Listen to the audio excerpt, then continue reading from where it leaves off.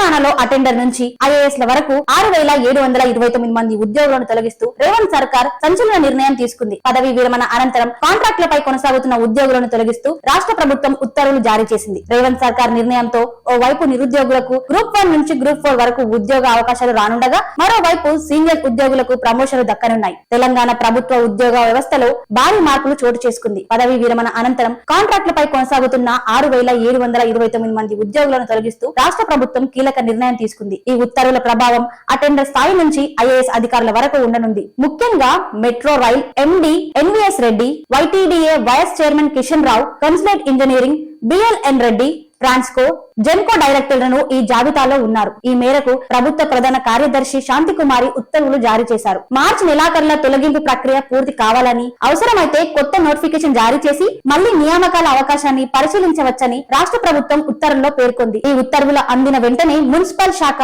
177 మంది ఉద్యోగులను వెంటనే తొలగించింది. HMDA, GHMC, Hyderabad water works, metro rail, RERA, మెఫా కూడా టీఐడిఏ, వైటీడీఏ భాగంలోని ఉద్యోగులను కూడా తొలగించారు. రాష్ట్ర ప్రభుత్వ నిర్ణయం తహసీల్దారు, మున్సిపల్ కమిషనర్లు, డిప్యూటీ కలెక్టర్లు, అటవీ శాఖ అధికారులు, ఇంజనీర్లు, సాంకేతిక నిపుణులు వంటి అనేక స్థాయిల్లో ఉన్న ఉద్యోగులపై ప్రభావం చూపనుంది. తెలంగాణ ప్రభుత్వం ఇతర శాఖల్లో కూడా తొలగింపులు చేపట్టే సూచనలు కనిపిస్తున్నాయి. ప్రభాత సూర్యుడు జాతీయ తెలుగు దినపత్రిక. ప్రతి అక్షరం నిజం వైపు. నిజం దాగదు, వార్త ఆగదు.